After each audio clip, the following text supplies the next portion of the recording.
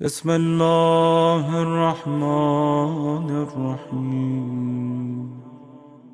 میرے جوانوں، میری مجلس کا پہلا پیغام ہے اپنے غصے پہ کنٹرول کرو، مگر غصہ اسے آتا ہے جس کی جہالت زیادہ ہو۔ غبارے کی طرح پھول جاتا ہے جاہل آدمی۔ جو پڑھے لکھے ہوتے ہیں وہ مسائل سنجیدگی سے حل کرتے ہیں۔ گالیاں کسی بھی مسئلے کا حل نہیں۔ تو ایک تو گالیاں دینی چھوڑو۔ اگر علی کے قریب آنا چاہتے ہو تو، اگر اہل بیت کے قریب آنا چاہتے ہو، اگر حسین کے قریب آنا چاہتے ہو، معاویہ کے آدمیوں نے جنگ صفین میں مولا علی کو گالیاں دینا شروع کی۔ مولا علی کے لشکر میں بھی کچھ جذباتی لوگ تھے، انہوں نے کہا مولا یہ تمہیں گالیاں دے رہے، ہم انہیں گالیاں دیں گے۔ میرے مولا نے کہا میں نہیں چاہتا گالیاں دینے والے میرے لشکر میں رہیں۔ ارے میں نے تو بہت بڑا پیغام دیا آپ کو بھائی، گالیاں دینے والے میرے لشکر میں رہیں۔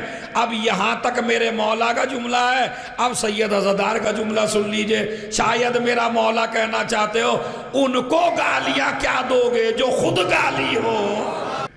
اس کا مطلب یہ ہے کہ پرابلم ہماری سب سے بڑی ہے۔ ادھر آئے ادھر چچا کو گالیاں دے دی، ادھر آئے ادھر کسی محلے والے کو دے دی، ادھر آئے کسی سنی بھائی کو دے دی، ادھر گئے کسی ہندو بھائی کو دے دی۔ نہیں، گالیاں نہ دیجئے، علمی بات کریے، سنجیدگی سے کام لیجئے۔ گالیاں دینے والے کی کسی بھی معاشرے میں عزت نہیں ہے، اور جس منہ سے گالی دے اسی منہ سے پہ نعرہ حیدری لگائے۔ تو یہ بھی تو سوچنا ہے بھائی، اما جس منہ سے گندی چیز نکلتی ہو اس منہ سے علی نہیں نکلتا، تو تھوڑا احتیاط کیا کریں۔ چونکہ ہمیں اس منہ سے علی علی کرنا ہے تو لہذا گالیوں سے پرہیز کریں۔ دوسرا حکم کیا ہے؟ آگے چلنا، جو چیز ملے اسے کیا کر دینا؟ دفنا دینا۔ اچھا یہ بتائیے انہوں نے اچھا کام کیا دفنا کے، یا ہماری نظر میں یہ باولے ہیں؟ اور سونا چاندی مل گیا، ہیرے جواہرات، کہا نہیں۔ جملہ سنیے خدا کی قسم، اگر میں گھر بھی لے جاتا تو جس نے انہیں سونا بنایا ہے وہ اسے پتھر بھی بنا دیتا۔ نہیں لے کے آئے، دفنا دو۔ ہاں پروردگار یہ کیا مطلب تھا؟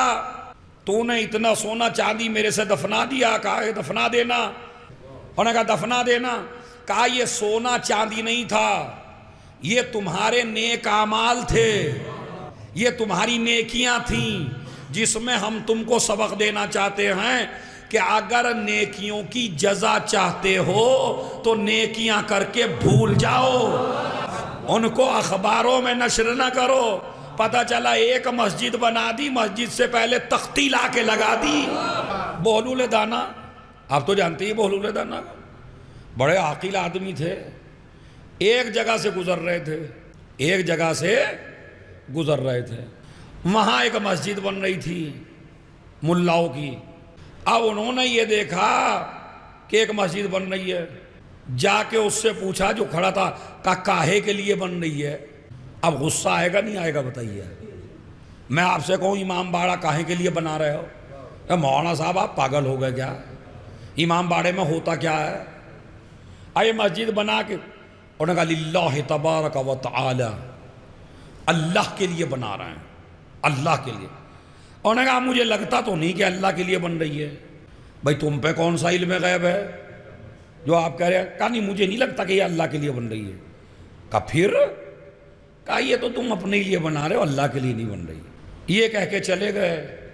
رات کا سناٹا چھایا، ایک تختی لکھ کے لائے جناب بہلول، اور دروازے پہ لکھ کے لگا دیا مسجد کے، اس مسجد کے بانی ہیں بہلول دانا۔ اب یہ بتائیے آپ کو غصہ آئے گا یا نہیں آئے گا؟ مثلا میں آؤں اور اسی امام باڑے پہ مجلس سے پہلے لکھ کے لگا دوں کہ اس امام باڑے کے بانی ہیں مولانا عزادار حسین۔ اب بڑا جھوٹا آدمی ہے یار، پہلی دفعہ آیا اس گادلے میں مجلس پڑھنے کے لیے ہیں، اسے تو ہم نے دیکھا بھی نہیں کبھی یہاں۔ اب وہ چونی نہ دی اس نے، تو 4 پیسے بھی اس کے نہیں ہیں، اور امام باڑے پہ لکھ کے لگوا دیا ہے۔ اب غصہ آئے گا نہیں آئے گا؟ اب اس قوم کو بھی غصہ آیا، مارنے لگے، پیٹنے لگے۔ بہلول کہنے لگے مجھے پٹنے کا غم نہیں ہے، میں نے یہ ثابت کر دیا کہ یہ اللہ کے لیے نہیں ہے۔ کہا کیسے ثابت کر دیا؟ کہا اگر اللہ کے لیے ہوتی تو چاہے کوئی بھی تختی لگائے، اللہ کو تو پتا ہے کس نے بنائی ہے۔ سمجھ رہے آپ؟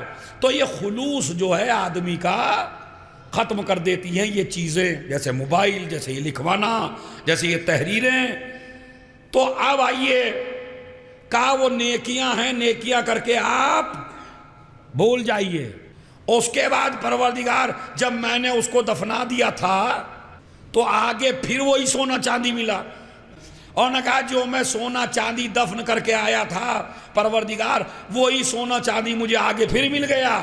کہا یہی تو تجھے سمجھانا چاہتے ہیں، نیکیاں کر کے دبانا تیرا کام ہے، اسے پھیلانا ہمارا کام۔ نیکیاں کر کے دبانا تیرا کام ہے، اسے پھیلانا۔ اب میں ایک مثال دے دوں، میدان جنگ احد ہے، پورا لشکر رسول کا پہاڑوں پہ بھاگ گیا ہے، علی جیسا بہادر تلوار چلا رہا ہے۔ ایک مرتبہ ایک صحابی کی تلوار ٹوٹ گئی جس کا نام تھا ابو دجانہ انصاری۔ وہ رسول اللہ کے پاس آئے، یا رسول اللہ میری تلوار ٹوٹ گئی ہے اور مجھے تلوار کا انتظام کر دیجئے۔ رسول نے کہا میرے پاس تلوار نہیں ہے۔ ایک کھجور کی لکڑی اٹھائی اور دے دی ابو دجانہ کو، کہا اس سے جنگ کرو۔ اب اگر ہمارے علاقے کا آدمی ہوتا تو کہتا یا رسول اللہ اگر مجھے مروانا ہی ہے تو یہ کھجور کی لکڑی بھی کیوں، یہ کہہ دیجئے میں مر جاؤں۔ مگر سنیے، صحابی ہو تو ایسا، کلمہ پڑھنے والا ہو تو ایسا، ماننے والا ہو تو ایسا، رسول کا چہیتا ہو تو ایسا، لوگوں سے خطاب کر کے کہا تم لکڑی دیکھ رہے ہو، میں دیکھ رہا ہوں کن ہاتھوں سے ملی ہے، کن ہاتھوں سے ملی ہے، رسول کے ہاتھوں سے ملی ہے۔ اب جو میدان جنگ میں پہنچے اس کھجور کی لکڑی سے جنگ کرنا شروع کی۔ کہتے ہیں خدا کی قسم ابو دجانہ ایسے گلے کٹ کٹ کے گر رہے تھے اس کھجور کی لکڑی سے کہ جو کام تلوار کی کاٹ نہ کر سکے وہ کھجور کی لکڑی کام کر رہی تھی۔ یہ ہاتھوں کا کمال تھا۔ اب جملہ میں کہتا ہوں، منزل معراج پہ آپ پہنچ جائیے، جملہ کیا ہے؟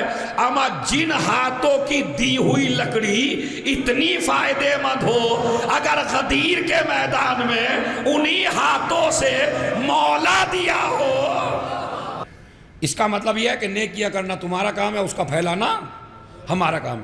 ابھی ان کی تلوار ٹوٹی تھی، اب تلوار ٹوٹ گئی علی کی۔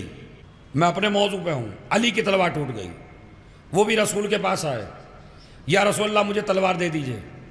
فوج قریب آ رہی ہے، تلوار نہیں دیتے، نہ کھجور کی لکڑی دیتے۔ ابھی 3 دفعہ علی نے کہا، فوج بالکل قریب آ گئی، یا رسول اللہ تلوار ٹوٹ گئی، انتظام کرو۔ نیکیاں کرنا تمہارا کام ہے، نیکیوں کو پھیلانا۔ اب جنگ میں سارے یہ تو کافر تھے، چاہنے والے کم تھے۔ علی کی تلوار کے نازل ہونے کا قصہ قیامت تک جو ہم تک پہنچا وہ کس نے پہنچایا؟ اللہ نے۔ میدان جنگ میں علی تلوار لے کے لڑ رہے ہیں، تلوار ٹوٹ گئی، رسول کے پاس آئے، رسول نے کہا میں انتظام نہیں کروں گا۔ کہا اپنے صحابی کے لیے تو انتظام کر دیا، کہا یہی تو بتانا چاہتا ہوں، جب میرے سپاہی کی تلوار ٹوٹی تو میں نے انتظام کیا، جب اس کے سپاہی کی تلوار ٹوٹی تو وہ انتظام کرے گا۔ ابھی یہ کہا ہی تھا کہ جبرائیل آ کے کہنے لگا لا فتح۔ تو نیکیاں کرنا تمہارا کام ہے، نیکیوں کو پھیلانا اللہ پھیلاتا ہے۔ اسی لیے میری آج کی مجلس کا پیغام ہے کہ اگر گناہ ہو جائے اور آپ اللہ سے معافی مانگ لیں تو یہ گناہ اس نیکی سے بہتر ہے جو آپ میں غرور پیدا کر دے۔ جیسے چھٹے امام جعفر صادق ان کا ارشاد گرامی سن لی۔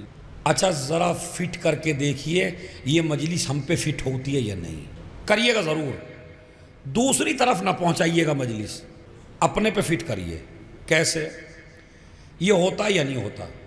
اسلام کا حکم ہے کہ گناہ کرنے کے بعد کسی سے بتائیے نہیں۔ جوان لڑکے ہیں، جوانی میں اکثر یہ عادت ہوتی ہے کہ ادھر گئے ایک گناہ کر کے آئے، وہ ادھر گئے وہ کچھ اور کر آئے، اور اس کے بعد بیٹھک میں بیٹھے، وہ آج تو میں نے یہ کر دیا بھائی، آج میں نے یہ کر دیا۔ وہ کہنے لگا آج میں بھی بڑا مزہ لوٹ کے آیا، کہنے لگا آج میں نے بڑی لذت اٹھائی۔ اسلام کیا کہتا ہے؟ اگر گناہ ہو گیا تھا تو چپکے سے مجھ سے آ کے کہہ دیتے، میں خدا ہوں، میں تیرے گناہ معاف کر دیتا۔ بندے کی ڈکشنری میں معاف کرنا نہیں ہے کہیں بھی۔ اب مثلا آپ دیکھیے فخر کرتے پھر رہے ہیں میں نے یہ گناہ کیا، میں نے یہ گناہ کیا۔ اب یہ آپ کا تھوڑی دیر بیٹھک میں بیٹھ کے دوستوں کو ہنسی مذاق میں اپنے گناہ بتا دینا، اب تم مر بھی جاؤ گے تو یہ بھولنے والا نہیں ہے۔ تم بھول جاؤ گے، یہ نہیں بھولنے کا، کرنے والا بھول جائے گا۔ مثلا اب کیسے؟ مثلا آپ 25-30 سال کے تھے، گناہ کر بیٹھے جوانی کے جوش میں، وہ آپ کے دوستوں کو پتہ تھا۔ 40 سال کے بعد آپ کو ہوش آئی یار غلط کام ہوئے ہم سے بہت، چلو اللہ کی بارگاہ میں چلیں اور اللہ سے معافی مانگ لیں۔ اب نماز میں آ گئے آپ، جیسے ہی نماز میں آئے تو وہ دوست کہنے لگے 70 چوہے کھا کے بلی، کہیں گے نہیں کہیں گے؟ اچھا یہاں بھی نہیں بھولے نا وہ۔ اب آ گیا یہ، ایک دن ہم بیٹھے تھے بیٹھک میں، آپ کا ذکر خیر آ گیا، وہ بڑے مومن آدمی ہیں بھائی گاد لے کے، اور بڑے اچھے آدمی ہیں، اور بڑا بہترین مظفر نگر میں ان کا کام ہے، اور بڑا مومن آدمی ہے۔ کہنے لگے مولوی صاحب آپ بھی ایسے ہی تعریف کر دو، اس کی حقیقت ہم سے پوچھو ان نے کیا کیا کر رکھا۔ اور خود بتایا اس نے، مولوی صاحب کسی کی بتائی بھی بات نہیں ہے، خود بتائی اس نے ہم سے، یہ بیٹھک میں بیٹھ پہ فلاں کی، یعنی پورا ایڈریس دے رہے ہیں۔ چلیے یہاں بھی نہیں بھولے، اس کے بعد مر گئے، اور ہمیں تو عادت ہی ہے مجلس میں کہنے کی بڑے مومن تھے بھائی۔ اب کیا کہیں بتائیے، اور اب مر گئے تو اب کہیں کیا؟ یہی تو کہیں گے بڑے مومن تھے، بڑے متقی تھے۔ اب نیچے اتر کے کہنے لگے مولوی صاحب ان کے بارے میں پتہ آپ کو؟ ارے بھائی تم بھی بس ایسے ہی مطلب، اور ہم پہ بھی جملے، آپ بھی ایسے ہی کسی کو جنتی بنا دیں کسی کو جہنمی۔ ارے تو ملعون پتہ نہیں کتنوں کو مار کے مرا، سمجھ گئے آپ؟ اب یہی مسئلہ میں سمجھانا چاہتا ہوں آپ حضرات کو کہ گناہ اگر ہو جائے تو اسے برادری میں بیٹھ کے نہ کہیں، مسجد میں جائیے اللہ سے کہہ دیجئے، اللہ تمہارے گناہ کو معاف کر دے گا۔ اور اگر تم کو یہ لگے میں معاف ہونے والا نہیں ہوں تو کربلا کا واقعہ پڑھ لینا، جس کا حسین حر کو معاف کر دے، جس کا بندہ اتنا کریم ہو اس کا خدا کتنا کریم ہوگا۔ اسی لیے بس ایک عمل بتاتا ہوں اور عمل بتا کے مجلس تمام ہے۔ ہمارے چھٹے امام جعفر صادق علیہ السلام، سنو بھائی رات بھائی، بہت کام کی بات ہے، خدا کی بہت ہی کام کی ہے۔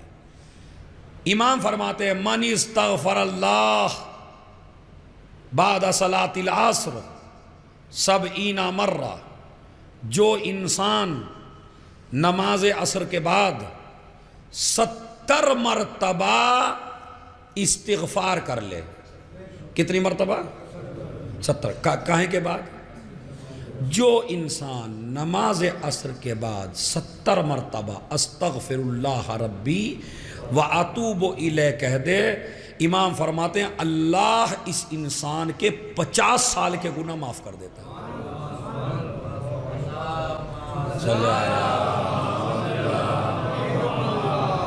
عمل چھوٹا سا ہے، بتایا ہوا کسی مولوی ملا کا نہیں ہے، معتبر کتاب ہے۔ عباس قمی نے مفاتیح الجنان میں بھی لکھا کہ جو انسان 70 مرتبہ استغفار کر لے نماز عصر کے بعد، اللہ اس کے 50 سال کے گناہ معاف کر دیتا۔ اب ایک مجلس میں ہم نے یہ حدیث پڑھی، وہاں ایک مستنڈا بیٹھا تھا، وہ میتھ پڑھے ہوئے تھا۔ اب یہ میتھ پڑھاوا مغرور بہت ہو جاتا ہے، یہ حساب پھر دین میں لگانے لگتا ہے، جس طرح پیسے میں میت میں حساب لگاتا ہے ویسے ہی دین میں لگاتا ہے. جیسے ایک میت والا نبی کی خدمت میں آ گیا, کہنے لگا یا نبی اللہ, میرے ماں باپ نے مجھے پالا کل 12-13 سال اور 50 سال سے میں دیکھ رہا ہوں اپنے ماں باپ کو, 15 زیادہ ہے یا 50 زیادہ ہے؟ بدلہ اتار دیا. نبی نے کہا قیامت تک بھی خدمت کرے گا تو ایک آہ کا بدلہ نہیں دے سکتا, اس لیے کہ تیری نیت الگ ہے, ماں باپ کی نیت. تو یہ بھی حساب کتاب والا. ایک اور حساب کتاب والا آیا, کہنے لگا مولانا صاحب, اے مولوی عزادار, میں نے کہا جی فرمائیے. آپ نے ایک حدیث پڑھی. ہاں پڑھی بھائی. میں نے کیا پڑھی؟ اپنی جیب سے پڑھی. میں نے کہا امام کی حدیث ہے, میں نے پڑھی ہے. کہا کہ 50 سال کے گناہ معاف. میں نے کہا ہاں بالکل 50 سال کے ہوں گے. اچھا تو میری عمر ہے 40 سال. دیکھیں حساب کیسا. میری عمر ہے 40 سال, 15 سال کے تو لکھے نہیں گئے. جو 15 سال کیے میں نے گناہ وہ تو لکھے نہیں گئے, چونکہ میں بالغ نہیں تھا, مجھے تمیز نہیں تھی, وہ تو لکھے نہیں گئے. اب کتنے رہ گئے بھائی بتائیے ہیں؟ اور 25 کہاں رہ گئے؟ 25 رہ گئے. ہاں چلو میرا حساب کمزور ہے تھوڑا سا, تو 25 رہ گئے. تو تم کہہ رہے ہو میں ابھی سے استغفار شروع کر دوں؟ بھائی جب میرے اللہ معاف کرے گا 50 کے, میرے گناہ ہیں کل 25 کے, یہ ہے حساب. تو میں ان گناہوں کی معافی کیوں مانگوں جو میں نے کیے ہی نہیں ہیں, اور میرے اتنے گناہ بیٹھتے ہی نہیں ہیں جتنا روایت میں موجود ہے, تو میں تسبیح کیوں پڑھوں؟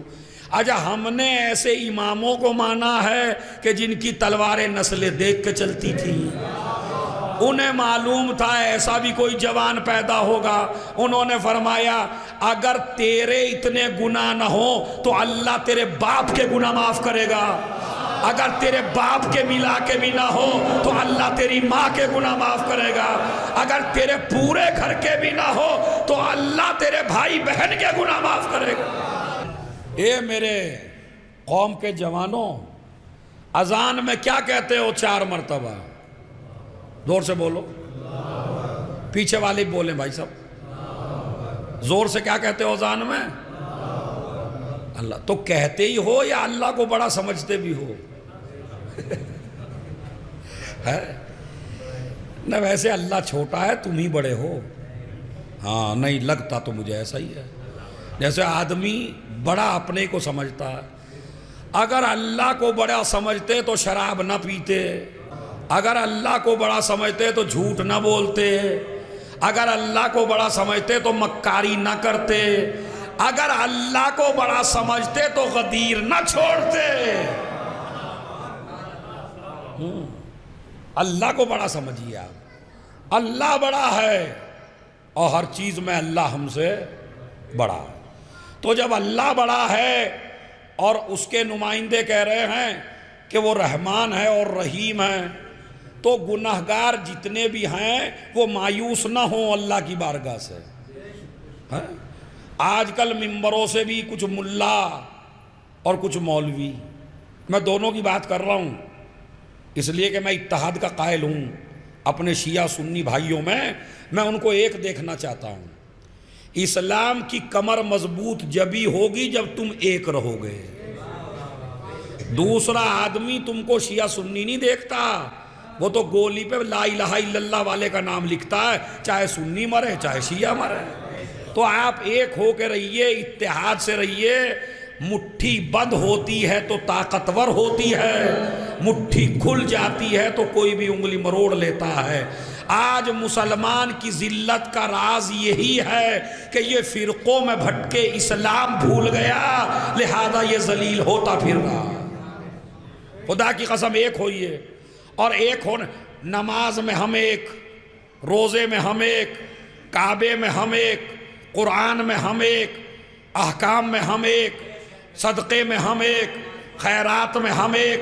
بتائیے کون سی چیز ہے؟ وہ بھی ان کے یہاں بھی نماز ہے, ہمارے یہاں بھی نماز ہے, ان کے یہاں بھی وضو ہے, ہمارے یہاں بھی وضو ہے, ان کے یہاں بھی لا الہ الا اللہ, ہمارے یہاں بھی لا الہ الا اللہ, ان کے یہاں بھی اذان, ہمارے یہاں بھی اذان.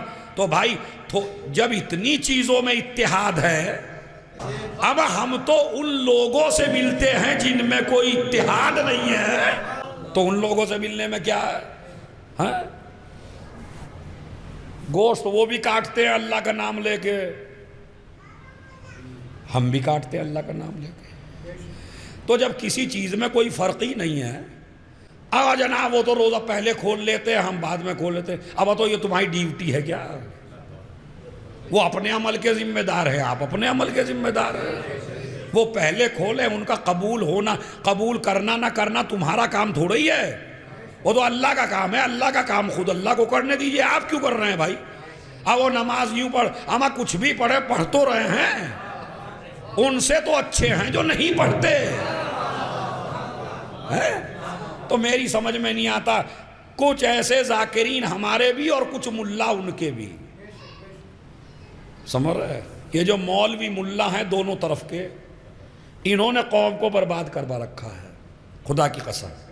آپ ایک رہیے، اپنی شانتی برقرار رکھیے، مجلسوں میں سارے آئیں، جلسوں میں سارے جائیں، لا الہ الا اللہ کی طاقت بڑھائیں، اس لیے کہ ہمارا اصل کلمہ ہے لا الہ، کوئی خدا نہیں ہے، کوئی خدا نہیں ہے۔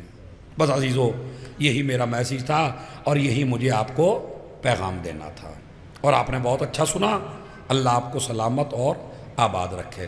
تو پہلا میسیج ہے گالیوں سے بچیے، دوسرا میسیج ہے اتحاد سے رہیے، تیسرا میسیج ہے گالیاں نہ دیجیے، گالیاں نہ دیجیے، اتحاد سے رہیے، نیکیاں کر کے دبا دیجیے، اپنی نیکیوں کا اعلان کرتے مت پھریے۔